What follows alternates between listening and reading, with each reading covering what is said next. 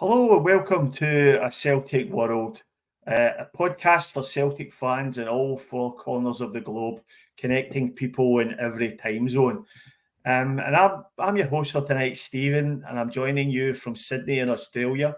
And I'm joined by another two guests who probably cover half the planet apart from me. So, Dano, do you want to tell us first where you are in the world and how's it going with you? Hi, everybody. My name is Dano. If you're a previous watcher, viewer on Mondays, you've probably seen me before. I'm in Gwangju, South Korea. I host a nightly music radio show on GFN, which is the English station here, called The Drop with Dano. And that's what I do when I'm not doing this, basically. Which is not a lot because it spends a lot of time. We put a lot of effort into getting this together, don't we, Dano? It's almost a full-time job. Pure blood, sweat, and tears, Steve. I mean, whew, yeah, it's hefty. Yeah, and I'm also joined tonight by Celtic Twitter legend, the Kaiser, coming to us from the slopes of Mount Doom. So, Kaiser, you want to tell us where you are and how you've been doing? Yo, legends. Good morning, good afternoon, good evening, wherever you are in the world. I'm Kaiser, and as Steve said, I'm for the slopes of Mount Doom in the shadow of Mordor, under the eye of Saruman, with Mourinho in close observation. I'm doing fantastic, mate, living my best life as per usual. I'm actually from Glasgow, Scotland. Ibrox, to be specific. So have you lived there all your life, Kaiser, or did you move to the area? I was born like 100 yards down the road from where I stay now. I was born in the Wine Alley, which was a large housing estate in the shadow of Ibrox, but closer to Govan. And that housing estate was demolished. I moved away to Dunfermline for a couple of years. I stayed in Dunfermline for like 3 or 4 years. And then I just couldn't stay away. I just couldn't stay away for the area I love, the people I love, the smiles I bring to people's faces just by being here. It's addictive. Yeah. Must be sunshine, rainbows, and puppy dogs everywhere, right, Kaiser? I mean, you walk down the street every day, man. Every day. Every day is an adventure. You know what I mean, Do you remember a pub up there called the Ibrox House? No. The only one I remember was the Albion Way. Okay, there used to be an old pub called the Ibrox House, and I had a nightclub above it called the Mucky Duck. And we always used to, it was around the Celtic end of Ibrox, and we always used to go in there before the game. And it's always memorable to me because they used to sell wine by the pint. Ooh, fast wine. Whatever.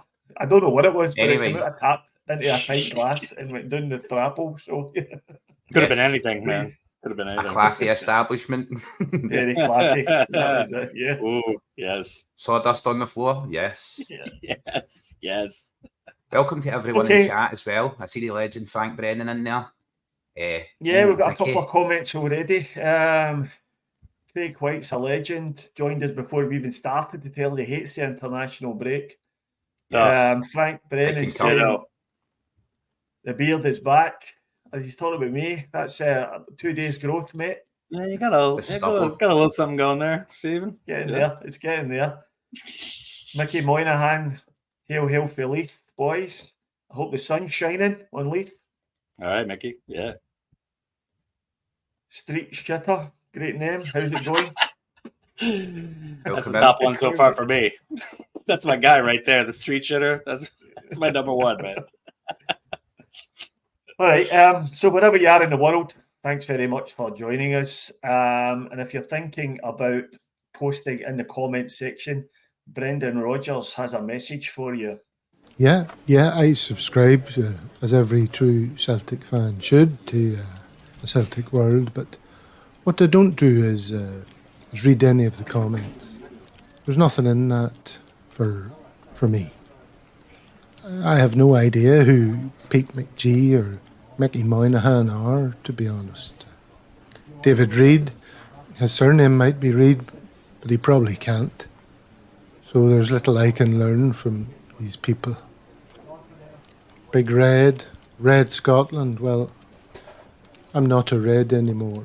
So I would be just as ill-advised listening to Studs Lanigan. who sounds to me like a cowboy with chlamydia. So no, I don't pay attention to any of them, you know. Strangelove the doctor. He should stick to doctoring and strange loving, whatever that entails. But yeah, I mean, he thinks a Wata should be a mainstay in the side. So that, I think, speaks volumes about the level of intellect you're dealing with here. Having said that, I might be interested to hear just a wee bit more from Street Shitter. Street Shitter sounds like a guy who thinks outside the box. I've always said I'm all about that. So there you go. Brendan Rodgers wants to hear more from Street Shitter. Brendan Rodgers has got to watch out for the hot mics while he's on like OxyContin or like downer pills. You know, I mean, starts really speaking his mind, and gets a little hefty. It all comes out, doesn't it? I like the chlamydia cowboy comment. Yeah, Studs Flanagan. He'll be looking into that. You know, some of the chatters getting a mention there for the legendary Celtic boss. Amazing. Right. Just goes to show the power and sway that this small podcast has. You know what I mean? Yeah. You think you're just putting a comment and nobody's reading it, but it's reaching all the way to the manager's office at Celtic Park. So keep the comments coming. We live stream on a Monday and a Thursday. We've got plenty of regulars. Be good to get some more. So if you like and subscribe if you can, it helps us to grow the channel. And Frank Brennan thinks, truth be told, a very poor Liam Neeson impersonation. But at least he's not in the karaoke. Yeah, okay. Don't count your seconds too soon. Yeah, I'll pass that on to you. I think you might have counted your chickens too soon there. I will pass that on to Brendan Rodgers. All right, so we're on international break, which is everybody's favourite time of the season, I'm sure. So I might just get some general thoughts on international football from you. First yourself, Dano. How do you feel about the international break? Do you embrace the best players in the world representing their country, or do you just champing at the bit for Celtic to be back? I'm generally not a nationalist, first and foremost. And I find the football generally to be extremely boring. A lot of 1-0, 0-0, 1-1 draws, a lot of stodgy defending. And I know people are into that. I'm not ripping on that, but I want to see some attacking. I want to see some goals. I actually kind of, hit it with the roulette wheel. I only watched a couple of games over the past week, but Japan and Germany, Germany just getting slashed to ribbons was pretty fun to watch. Although our Japanese boys weren't in there for the game. But yeah. And then there was another game I watched that doesn't come to mind right now. But 3-0 Scotland, Cyprus. I mean, you kind of expected that, but it was a good game of football to watch. So but generally I'm not too bothered about it. If I happen to catch it, I do. But I'm not really going crazy about it either way. I like how well Scotland has been doing. I like seeing that. That's very good. But otherwise, meh. Get back to the club action, man. And what about yourself, Kaiser? Would you be a member of the Tartan Army, or are you not fussed? I'm not really fussed about international football. I think the international break is like the doldrums, you know what I mean? That long period where you're just wanting something to happen at club level. That being said, coming into this period off the back of a victory at Snake Mountain feels a lot better than it would have felt maybe not getting the result at Snake Mountain. It would certainly have been a lot longer these 2 weeks. That being said, I do enjoy when Scotland are winning, which isn't very often. My experience of Scotland from growing up is we've always been that team who usher in great results against great sides and then calamitously shoot ourselves in the feet against a lesser nation. So we're not doing that anymore. So I'm enjoying it. I'm playing well. You know what I mean? All credit to the Scottish lads. Yeah. Yeah, I think we're in serious danger of having a half decent team, to be honest with you. I mean, they're unbeaten in 11 games.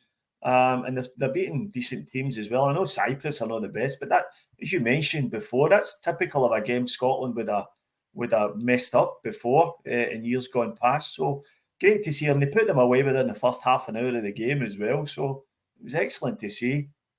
Mm-hmm.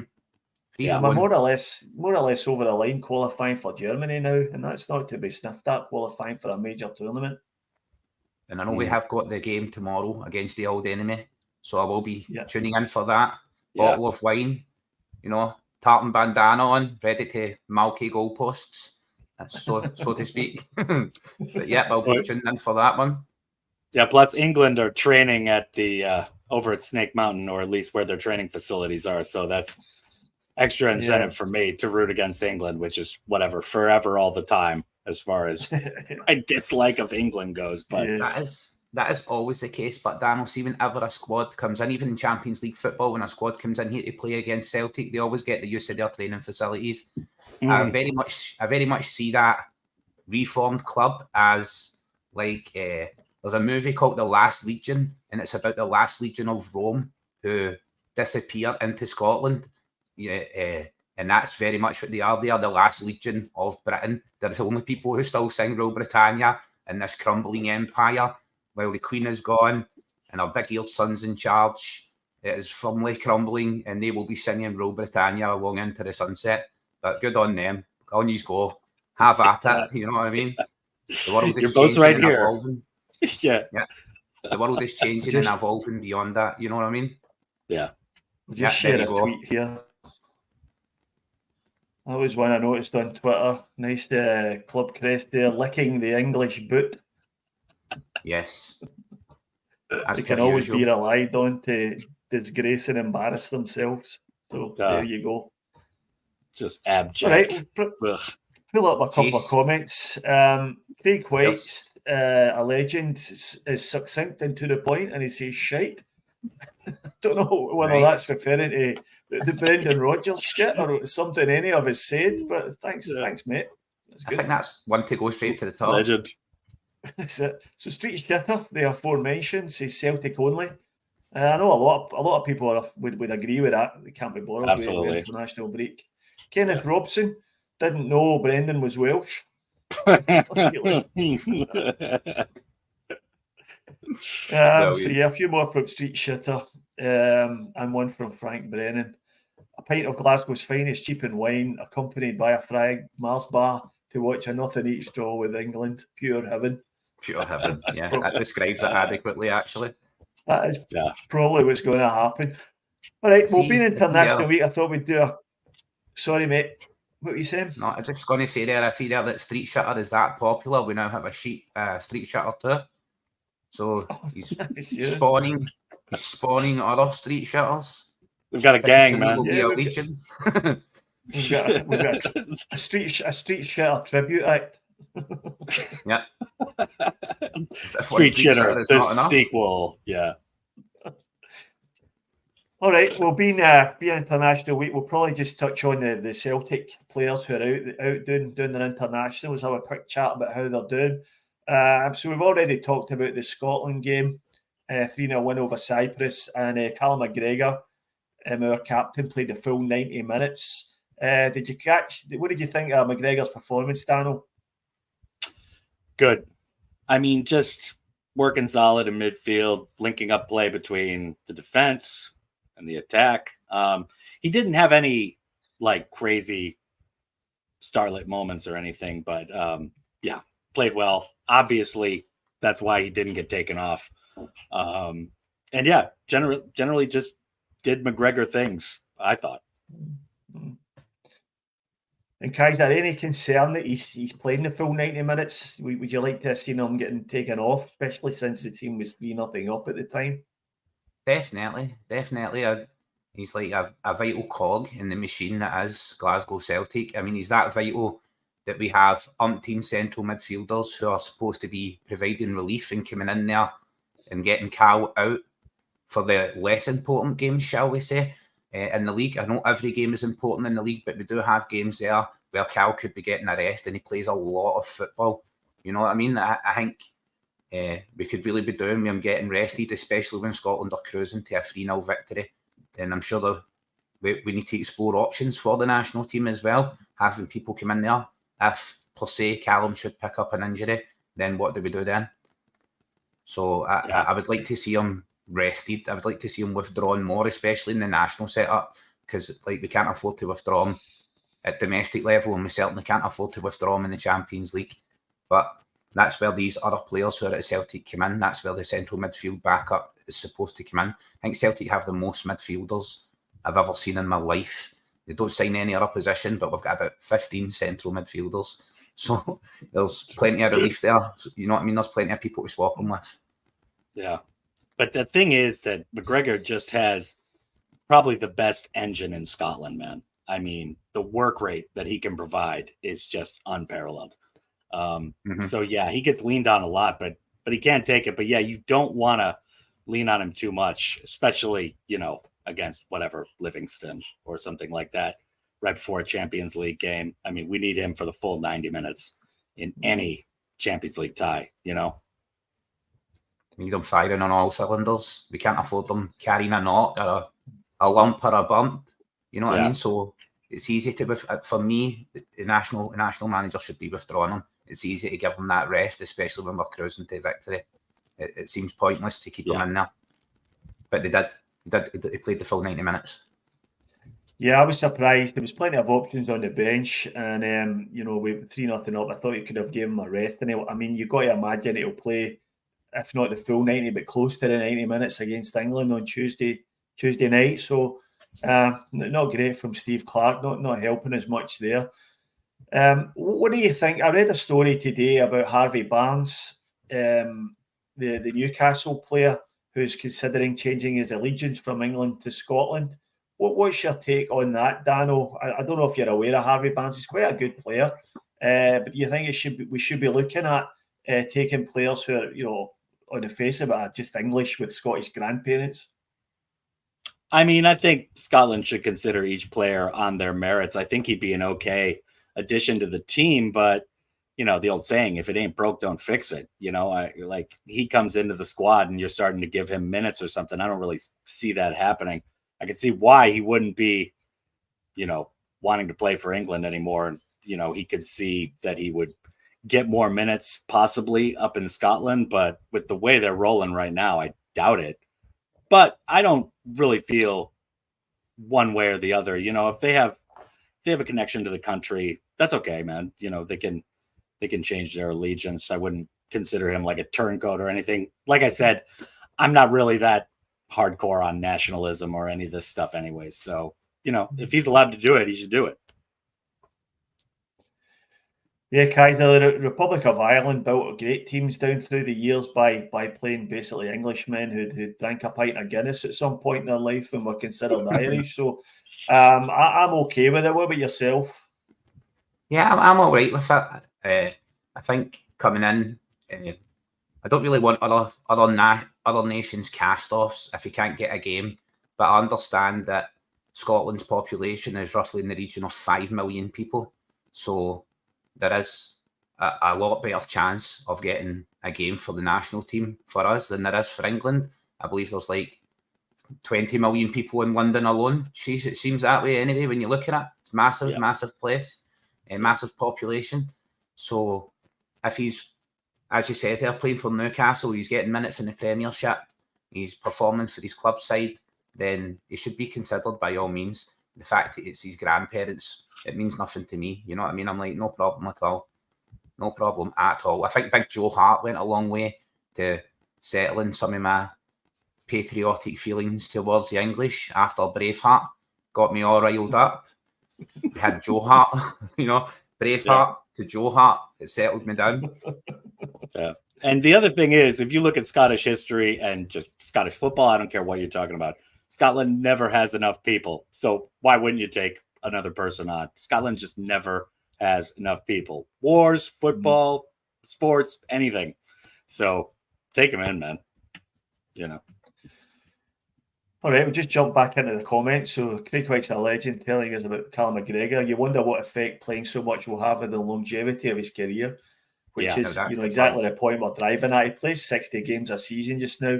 He's just turned 30, and you wonder how long he can go on at this level. Cara Stelt, welcome, mate. Yes, we need to look after Callum McGregor. And he's saying already so many injuries with the Champions League fast approaching. Yeah.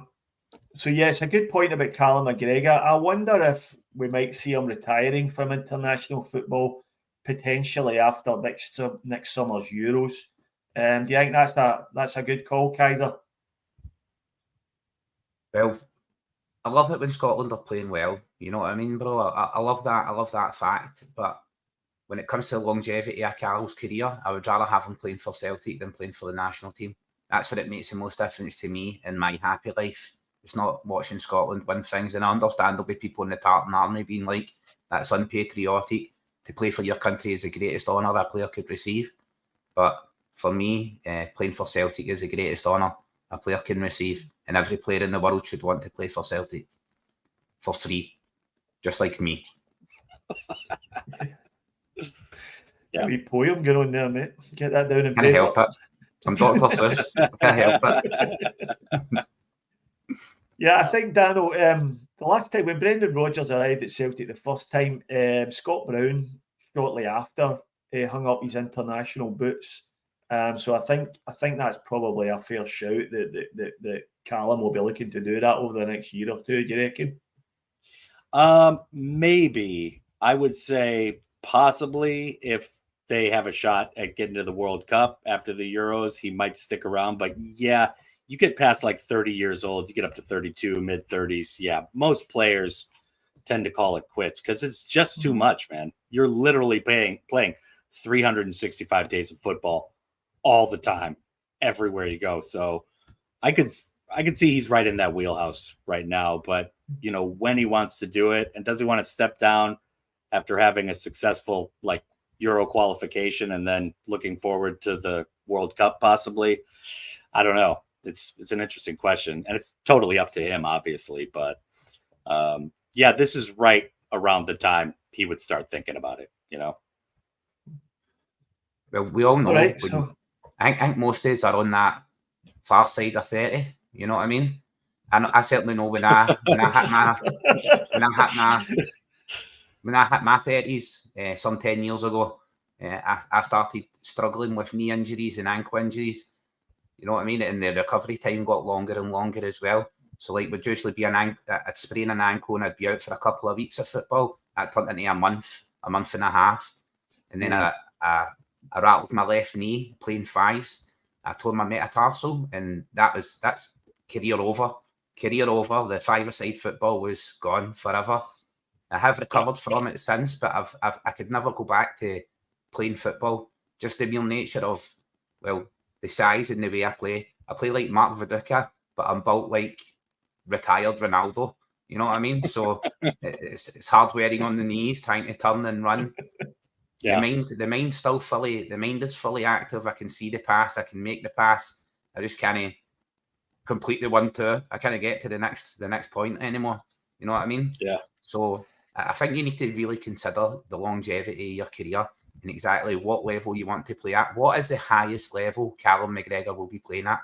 Now, if it's a choice just between domestic football in Scotland and the national team, then I can see him sticking around in national football. And I would certainly want to go to the World Cup 100%. But when you're talking about the Champions League, if it's a choice between Champions League football and national football, and that's a choice that's kind of rearing its head right now, it's playing for Scotland in these international games, leading into Champions League football for Celtic. How much is that going to diminish his performance? How much is that going to wear and tear on the player, especially over time? As you said yourself, Stephen, playing 60 games a season, the man is an absolute machine. But that does not last forever. No machine runs forever. There is wear and tear on everything. So we did see him for the first time last season picking up a knee injury. So that's a little prelude to the future as well. Should maybe take a long hard look at that and consider what he's going to do with his future. Not right this instant. I don't think he's going to do it right this instant, but certainly on the far side of 31, the dark side of the moon, as some of us older gentlemen would call that, where everything starts going south, So yeah, he should definitely be taking a long hard look at it. Yeah. I wish I could remember turning 30. Yeah, I feel like if 30 is the sun, I'm out on like Jupiter, maybe with Saturn. I'm looking way back. The sunlight is getting dimmer and dimmer. Smaller and smaller. I mean, never mind. System, Never mind get through a game of fives. I'm just happy to get through the night without having to get up for a push. Oh, Yeah. Nice. No, man, the last time I played full court basketball like a year ago. Whoo! I was bushed, man. It was hefty. It's definitely that football, very young man's game. You got to be Oh, fit. yeah. Yeah. All right, we'll move on to our next international Celt to talk about, and that's Leila Bada. So Leila Bada joined up with the Israeli squad due to play against Romania away Saturday and Belarus at home on Tuesday. Didn't make it to the first game, was sent home injured. I think, was it a quad injury, if I'm not mistaken? Yeah. And now he looks as if he's going to miss a month of football. So what do we feel about that, Dano? Big blow? Yeah, also because he didn't need to, he was kind of kicking himself. He didn't need to still be on the pitch. He had done his required training or whatever. And then he gets injured, going the extra mile and all that. So, yeah, definitely a blow. He's one of our main guys, and obviously, ostensibly, we were counting on him for the Champions League or whatever. But, that's just how things have been going here early in the year. Hope it improves as time goes on with the season. But, yeah, pretty stupid injury given what happened. In Kaiser, probably an area we've got a bit of cover in. Do you think this opens up an opportunity for Yang in particular to make that position his own, and even possibly Marco Tilio, if he were to be fit across the next few weeks, it might give him an opportunity for game time that might not have been there before. What's your take on that? I think that's spot on. It's going to give these players an opportunity to break into the squad and perhaps become mainstays. And don't get me wrong, I like Abada, I really do. When he comes on as an impact player, like we've seen Haksabanovic, he who shall not be named at this point, you know what I mean? Because of the conditions under which he left. But we've seen them come on and really be impact players. And Abada has that pace, it's electric pace. He can go by a player with that, and he loves to coast in and ghost in at the back post and finish. You know what I mean? He's a really good finisher of the ball. So I was looking forward to seeing Abada do that, especially in the Champions League. I was looking forward, well, we're all looking forward to seeing Celtic score goals in the Champions League. Every player. Last year, I felt that there was a lot of players in the squad. Matt O'Reilly, Kyogo, Hatate, they were going to really have a breakout, that standout year where they break out. And it never quite came off last year. So this year, I was really looking forward to, this. It's coming. You can just see it with these players. It's on the cusp of them really breaking out and becoming really mainstays in the squad. For Abada, I thought training and working with Brendan Rodgers was going to really take him to another level. So I was looking forward to that happening as well. And with him picking up an injury, it really sets him back. That's a month out of football now. You know what I mean? What vital games is he missing during that time? What is he? What are we missing with him not being there? I'm really sorry. I just had someone knocking at the door. I think it's a joiner or something who wants to come and rip some things apart. If it gets noisy or anything, I'll mute the mic. So I'm really sorry. I'll just mute it in between, right, lads, and just carry on. The beauty of live broadcasting.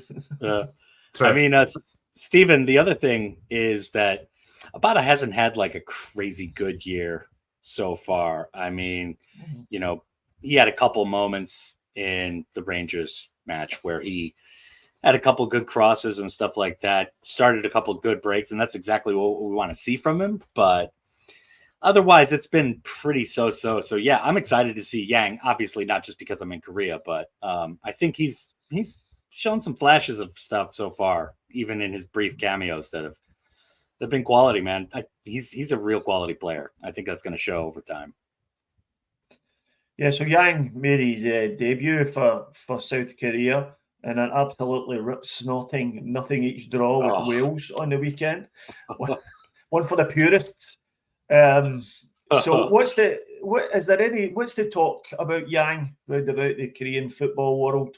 Is there high hopes from at an international level? Yeah, obviously with him getting Young Player of the Year here in the K-League before he joined Celtic for last season, the season before the ongoing season when he joined, there are obviously very high hopes for both of the Korean players that joined, but especially Yang. Yang is definitely showing a lot, even in a short time with Celtic, like I said.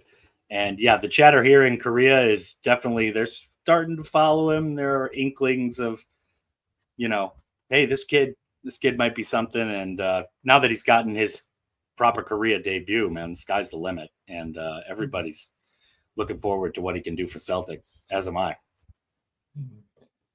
Yeah, so O didn't get off the bench in that game, but I think they've got another game during the week. I think it is against Turkey, if I'm not mistaken. Yeah, I think you're right about that. Yeah. We'll be hoping both the Celtic players get a bit of game time. So moving on. So as we mentioned before, Japan pumped Germany 4-1, and a result which saw the German manager getting sacked. And we were just talking about this before the show.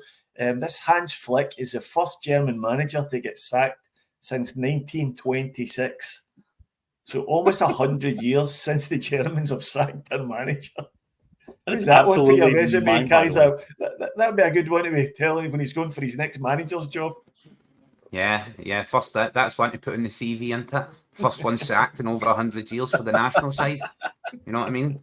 And I think that's really a harsh judgment on that manager, because that really speaks volumes about how the German and the German national setup view the Japanese setup. Because anybody looking at that game and looking at Japan right now, as we've all been exposed to a lot of the J-League and a lot of Japanese football, can tell that the Japanese national side play some really cutting-edge, fantastic football. You see it in the training, the way they train.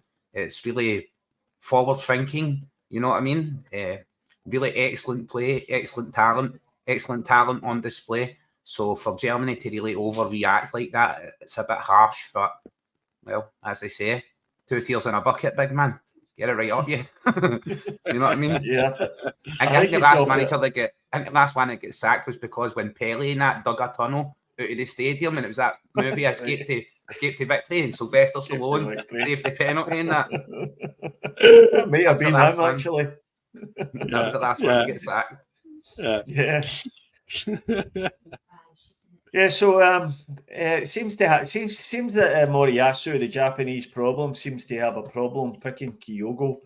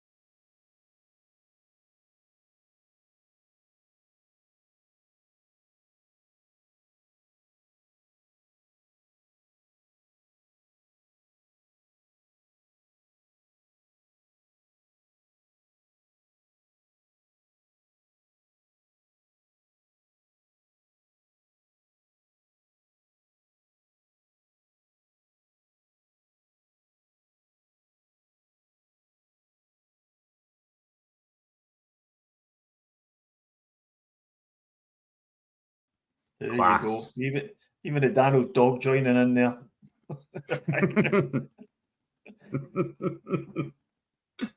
Watching Kyogo makes me smile. It definitely makes me smile. I don't know about you guys. Yeah, I'll be always singing that all day. Highlight of the show every time. Highlight of the show. Here's a message from our sponsor. Wow, that Kyogo song was brilliant. And such a unvested viewer, you know what I mean?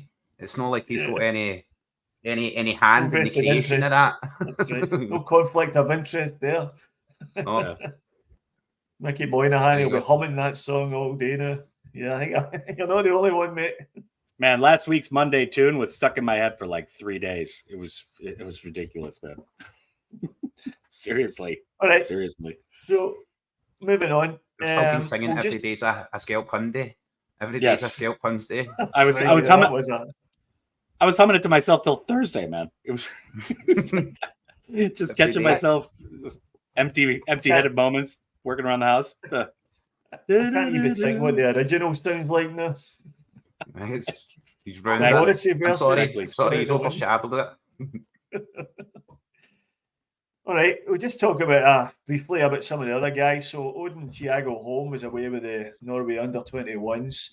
I don't think he got off the bench, but Paulo Bernardo was with the Portuguese under-21s in a 7-0 win against Andorra, and he got 90 minutes. Holm did come off the bench late on in the game. And also Laga Bielka was away with the Sweden first squad, but didn't feature in that game, nor did Luis Palma for Honduras against Guatemala. So a bit surprising there. I thought he would have featured for them. Mm-hmm.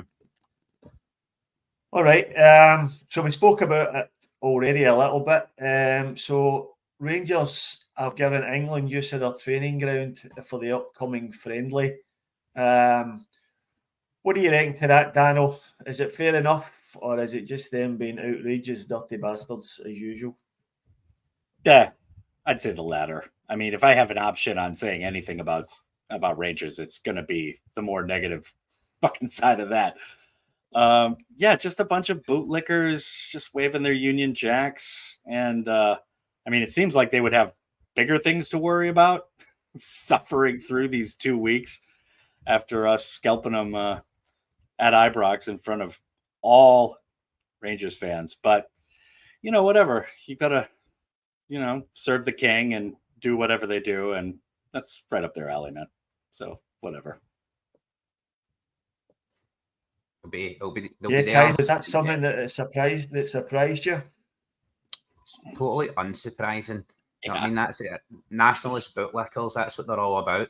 And obviously the England team's there with all the toilet water they can drink. It's a free, just get rifled right in about that, lads.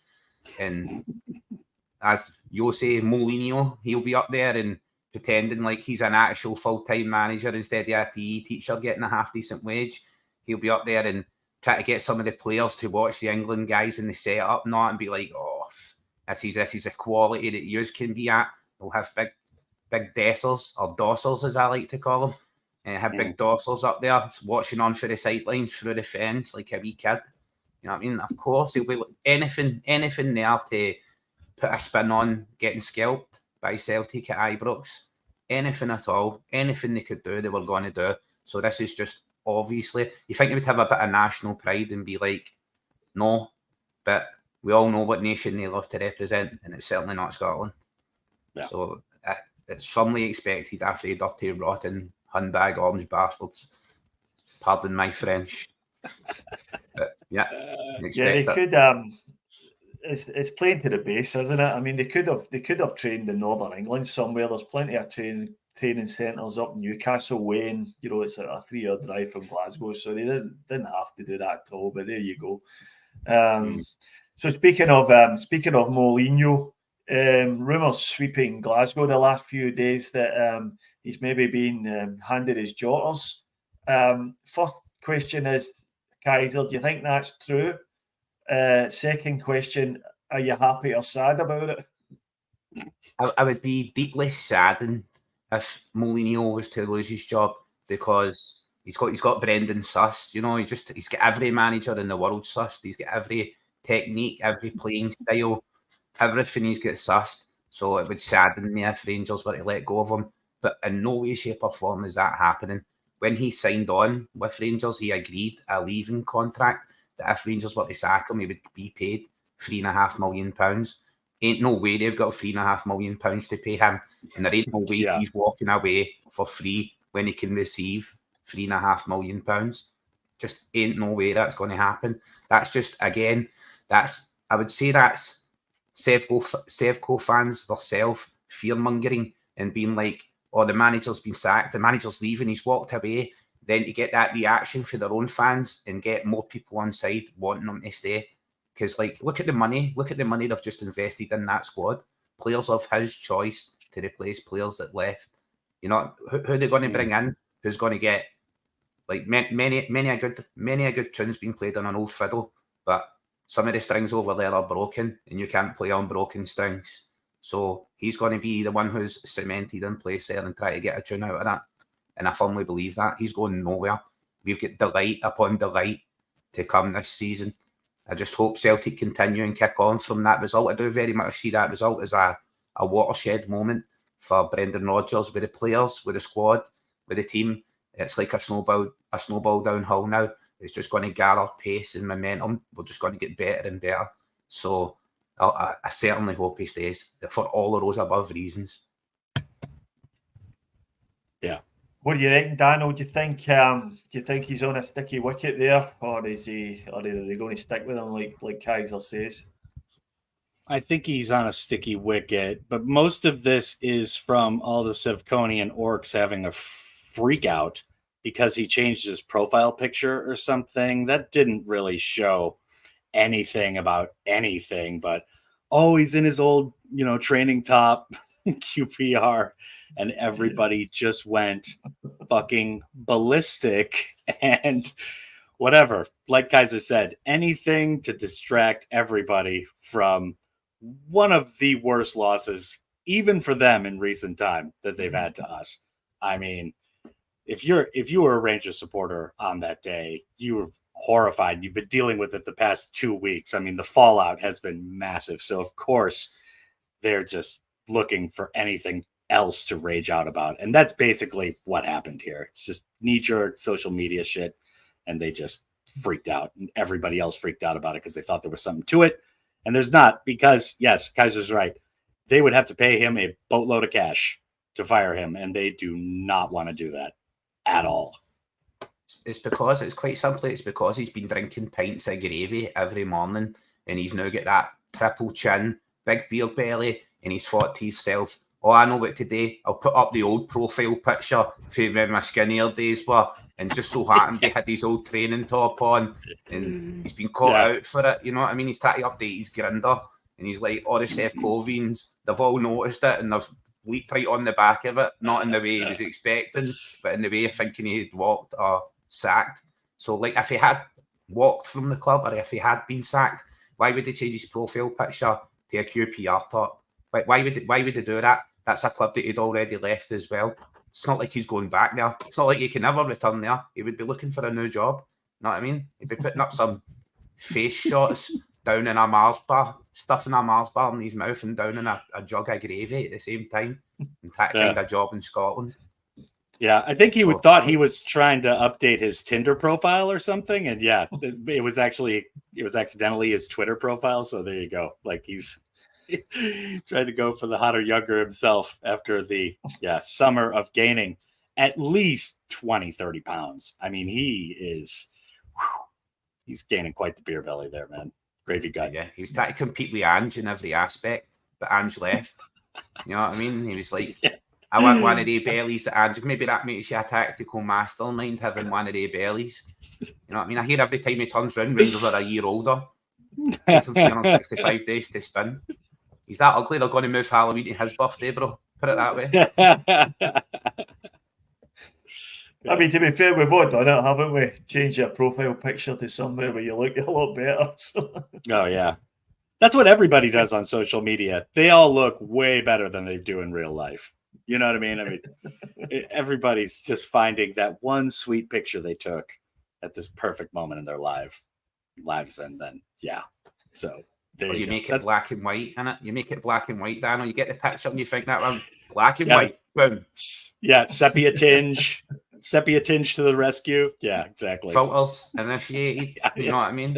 Yeah, dude, the filters are ridiculous now, man. Get me butterflies on the cheeks and all that. We've all done it. Come on. Yeah, right.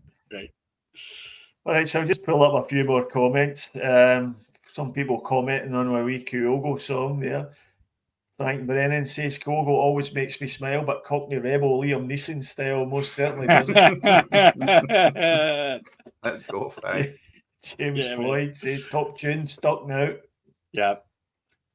Pam says that song's a great way to start the day. It certainly is. And it'll be stuck in a few people's heads. And tomorrow, and the next day, and the next day. We'll be singing it in the stands, Daniel. Yeah, man. Guaranteed. Frank Brennan says again, so for example, a defeat at St Johnstone away might be the stacking result, and if not, another one will pop up very soon. It's now only a case of not if, but when, and they all start all over again. And I think that's probably true, isn't it? I mean, although there'll come a tipping point where they can't hang on to him any longer, and the fans will just be paying for blood, and it'll turn toxic, even more toxic than it is now. Yeah, I think they'll stand by him. I think when you take a long, hard look at how many confetti share options they did at the end of last season, it was share option after share option after share option, just taking those shares and tearing them into smaller and smaller pieces in order to raise some money for him to go and spend. Now that money's it's gone, it's spent. What are they going to do? They're going to be like the artist formerly known as Prince? Are they going to come back with another new name? Are they going to liquidate again? You know what I mean? Liquidated more times than fucking I don't know what. Yeah. You know what I mean? Liquidated more times than that guy for Terminator 2. The guy who turns liquid. You know what I mean? I've not got a clue what they're going to do if they need to get rid of him. Because what are they going to do with the players and stuff that they've got, what they've invested in? He is the epitome of a shoddy used car salesman, and he's went out and bought some lemons, and that's it. The guys, strikers that haven't scored or scored 3 goals in 7 years, and he's like, that's the one. That's the one for me. Yeah. That one there, that one with feet like cement mixers. Get him in here. I don't understand what's going on there at all. They've obviously not got a recruitment team. Yeah, I think that's one of the problems. They've handed the keys to the castle to him to go and do what he wants. They tried to copy the sort of Ange model at Celtic, where he had more or less control over who they signed, and it's just gone south really quickly for them because they signed all those players, as you say, signed a bunch of non-scoring strikers, and the boy they signed, the guy that was playing, was it left back? Was it Sterling? Dujon Sterling. He was awful. I mean, he is absolutely garbage. And they left with all these players, and they're out of the Champions League, so that money's not coming. So there's no money coming. There's no pot of gold coming to them for a new manager. And what kind of manager would accept the job under their circumstances? I genuinely think they'd be looking at somebody like Derek McInnes, or maybe even Martindale, the Baldy Hunt for Livingston. You know, so that's the level of manager they'd be looking at, because there'd be no money to spend and no decent. I mean, there was some laughable chat on Twitter about Graham Potter. I mean, Harry Potter, I tagged in that. I was like, that's Harry Potter. They're needing no Graham Potter. They need a strokey, a magician over there. A bit of Wingardium Leviosa. Yeah, I know. I mean, if anybody who could make a team out of those guys, would be absolutely magic, wouldn't it? They need it. Do you think Graham Potter would even take that phone call? I sincerely doubt it. Like, give me a break, man. No way he's like... I mean, the chat about Graham Potter is that he's on gardening leave from Chelsea on a ridiculously high salary for just sitting doing nothing. So he's not going to turn his back on that to go and manage at Ibrox. I mean, give me a break. I mean, I can understand Martindale, because he'll be running his side business out the side door at Ibrox, maybe selling a bit of that Peruvian disco powder, the devil's dandruff, you know. He'll be out there doing some dealing. So I can see them raising some funds that way, you know. But other than that, look, if that happens, if they do part company with, I believe someone in chat called him Krang, that was hilarious. That's the wee guy for for the Turtles. Who's in the belly? The face in the belly. Oh man, that's outstanding. Right, Strangelove, that's outstanding, brother. See if they do part company with him, right? You've hit the nail on the head. It's a Derek McInnes, it's a Martindale, it's a manager who can operate and try and get the best out of shite players with no money. So the choices are there in Scotland. You know what I mean? There's managers there that can do it, but firmly it is not Potter. As you said yourself, Potter is on a massive wage for Chelsea, just sitting there, just collecting wage. So I don't know why he would look to come back into management, and if he was looking to come back into management, why he would look at Castle Grayskull and think that's the one for me. Yeah. More likely to go to another Premiership club who can compensate him equally with the wages that he's losing, or at least close to. Yeah, absolutely. I mean, none of it makes sense, but you know, I mean, the guys in the front office up at Rangers, they must be praying to God that this gets better, because it will hit a critical mass moment where they have to fire him if it keeps getting worse and worse and worse. And you can definitely see that happening as well in the process. So I think that, they're trying to avoid firing him, but they might not be able to, which will be hilarious. I see that. Not going to be able to. Brennan. I see that Frank Brennan comment now. Sorry, Daniel. Yeah. One thing wrong with that, Frank. Shite doesn't burn, big man. Just smoulders. Yes. See, that would be an ideal situation, I think, for us. We don't want Beale to go. We know he doesn't know what he's fucking doing. He's a total fraud. But to have them bring in McGuinness or Martindale, they would fucking lose it. And that would be very fun to watch, because they would not have a good season after that. Not at all. Yeah, I'm here for that content for sure. Oh, hell yeah. The banter years just keep coming. We'll draw a line under that one. Just thought to quickly mention Celtic winning the Masters competition. Love that. They can't even beat us at that level. What did you think of that, Kaiser? Did you catch the action on the TV? I watched a bit of it, and I also seen Chris Boyd replicate Dyson Maeda's shot that he almost killed a member of the Green Brigade with. He took that ball in the turn and rifled it right out of the complex. And the commentator actually says, "Oh, that's an audacious chip." I'm like, that's a fucking volley into Lo's head. That's not an audacious chip. What are you talking about? You know what I mean? Some of the guys were that heavy, they were tearing the carpet up off the floor. I was like, this is outstanding. Chris Commons as well. I was like, how many pieces of sausage did Steven Gerrard's wife feed Chris Commons? He throwing a couple of stone into it. Jeez, oh. I mean, that person in the Green Brigade, if they got hit by that shot, must have been like half an hour late for the game, because he skied that thing straight out of Celtic Park. I mean, that thing was gone, man. He's like 3 blocks away trying to rush the game. Like, oh shit. Yeah. People thought it was to do with the manager and the performance. It wasn't. It was that guy who got hit with that ball. We were like, boo. Yeah. They're just getting like a bit of recompense there. So does that mean the treble's back on then, now that we've won the Masters? Because, I mean, that was the one they all wanted, wasn't it? That's more important than the League Cup, surely. Oh, yeah. We got it in the bag now, man. Beauty. Yeah. We've got the bragging rights trophy as well, the International Bragging Rights Cup. You know, we wrestled that away from Ibrox with the last win. So you just need to keep it up. I don't honestly see at this stage. I know us going out of the League Cup it was quite disastrous, right, to go out at an early stage. But at the same time, I was thinking this could be a blessing in disguise. Get the team together, and the injuries that we're suffering, how run down the players were getting there at the start of the season. Of course, always want to see us win every cup on offer.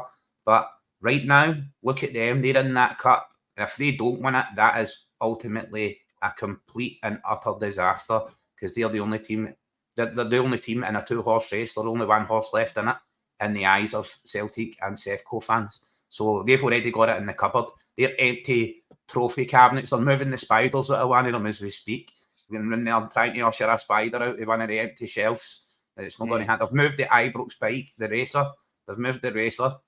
They've moved one of the porcelain pots and the WWE title belts that they've got in one of the cabinets in there.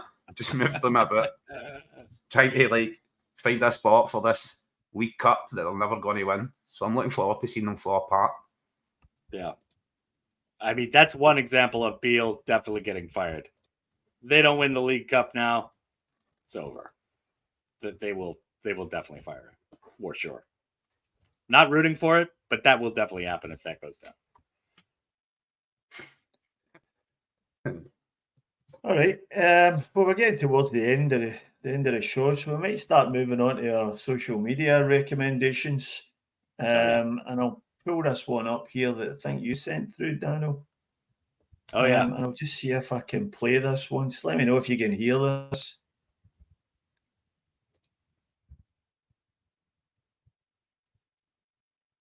No volume. Nope. But if you can get the volume going at any point, it'll do the trick.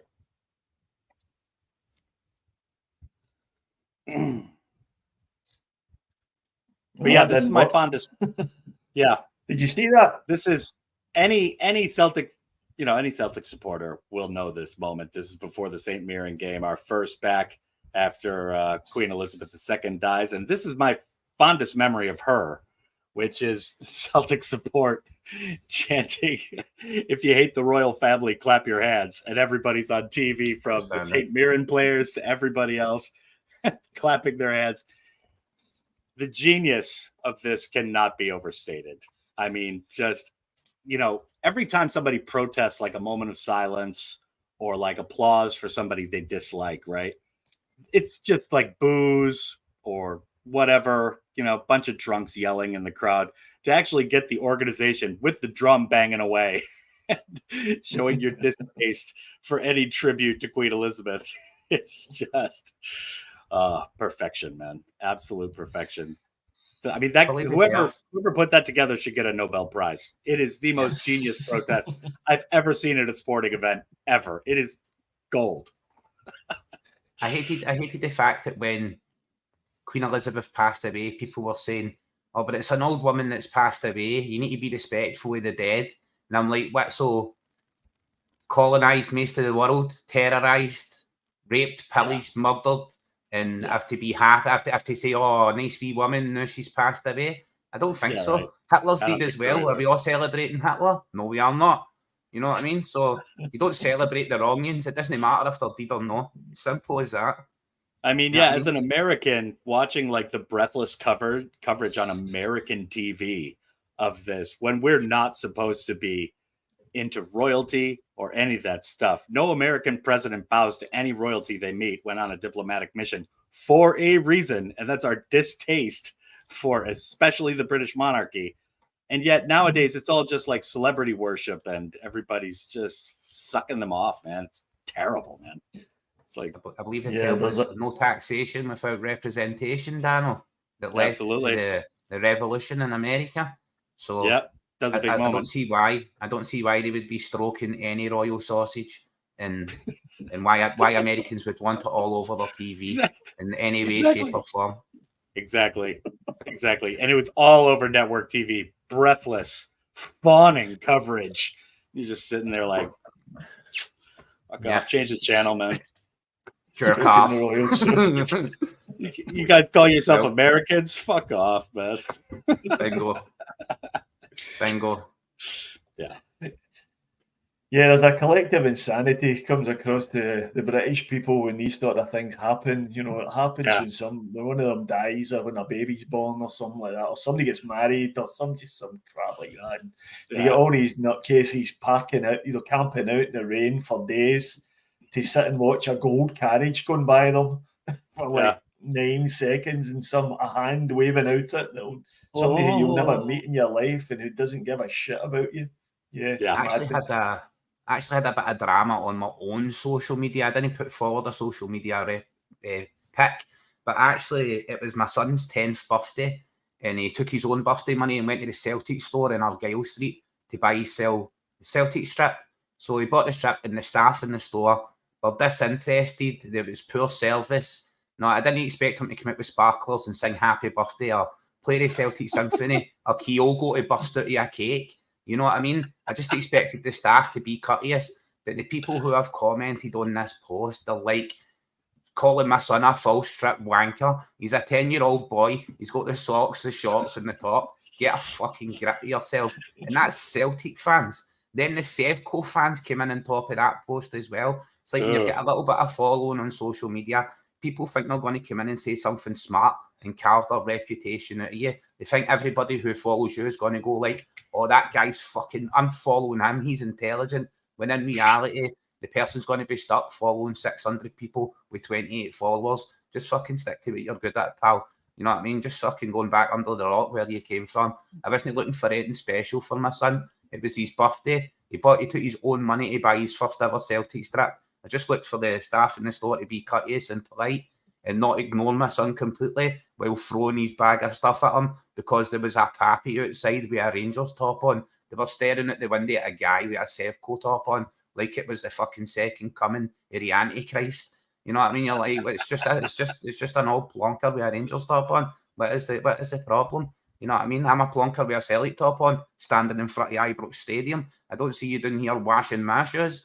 You know what I mean? It's just the overreaction to just a simple wee post, being disgruntled with staff and people saying like, oh, these people are on minimum wage. And I'm like, well, I expected minimum service. I expected service with a smile, at least.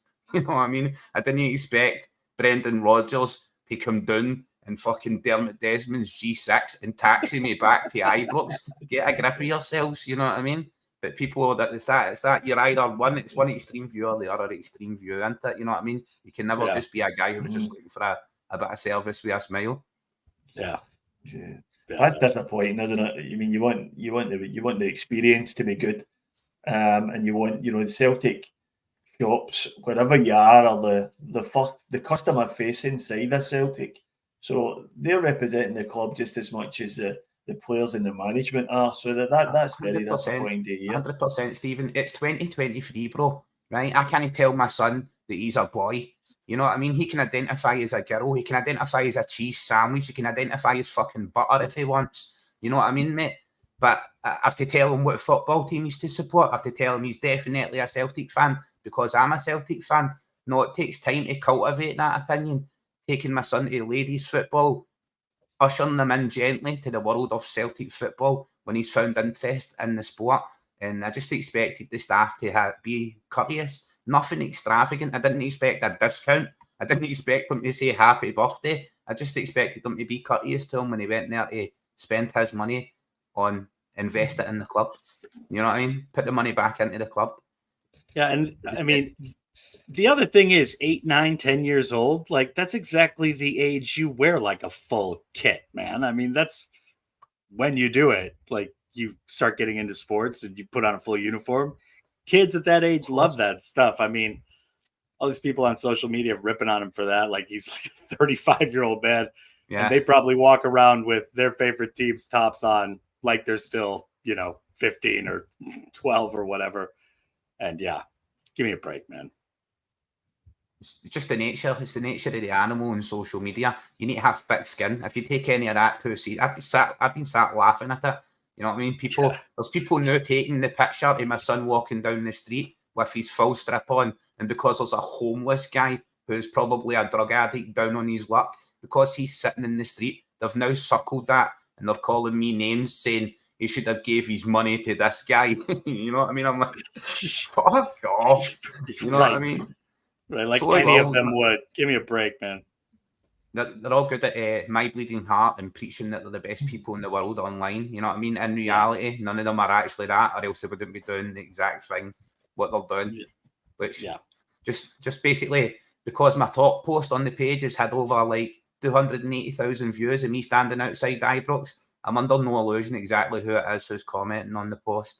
You know what I mean? But I won't mute it. For me, when people come and do things like that, like before I wanted the Celtic are doing a charity event where they're doing a walk across the Sahara Desert, and I put up a post saying I was going to try and raise some money to go on that event and raise some money while I was at the event, and I had people like, there's no internet in the Sahara Desert. I'm like, have you ever heard of fucking Skylink, you moron?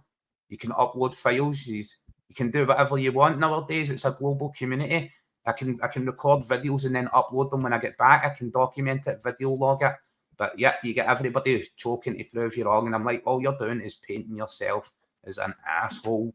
You're just painting yourself out for exactly what you are. So have at it, buddy. You know what I mean? Yeah. Get right on it. Wankers. Simple. Well said. Jerk off trolls, man. Sorry. So rant over. Sorry, bro. No, fair enough. Fair enough. That was it was a classic. Off your chest there, mate. It was a good rant. We liked that one. So just to wrap us up, I'll just put one in that I happened to notice earlier, and this was one that it was a quote tweet of the story about England using the Ibrox, the Rangers training facilities, and it's a username who's clearly a Rangers fan, a username CSLGM842. It's at 1872. We are the people 84, right? So you know the type, all right. And he's saying, obviously, most of these guys will be used to better facilities, and we couldn't attract any of them. But this is exactly what we should be doing, showing off what we've got. Word spreads and could filter down to some of these guys' club teammates who may be considering a move. Right? the first comment absolutely killed me on it. It was a guy, Calmax White Mask, Foden going back to City like that to Haaland. You're wanting to move to Rangers, mate. They've got a cracking indoor Astro. Photos of the king everywhere and a museum with a bike in it. Spawn. So that was brilliant. I thought really good. Alan's running up the road right now. He's last charted on the M8, running at 70 miles per hour, isn't he? You know what I mean? Straight north. Like that. Runs like James Forrest. He's like a big James Forrest. If you get a chance, check out some of the comments under that tweet. It's absolutely hilarious. Yeah. There was also. All right, guys. We've gone on a bit long, so I suppose I should bring the show to an end. So thanks, Dano, thanks, Kaiser, for joining me tonight. And to all the guys in the comments, please don't forget to leave us a like and subscribe if you can, because that's really going to help us grow it. We're getting bigger. We've got big plans for getting all sorts of people from all around the globe with a Celtic connection on the show. So likes, subscribes, and all that sort of stuff helps us a lot. So thanks very much. And all that remains for me to say is have a good week, everyone. Have a good week, guys, and hail, hail. Hail, legends.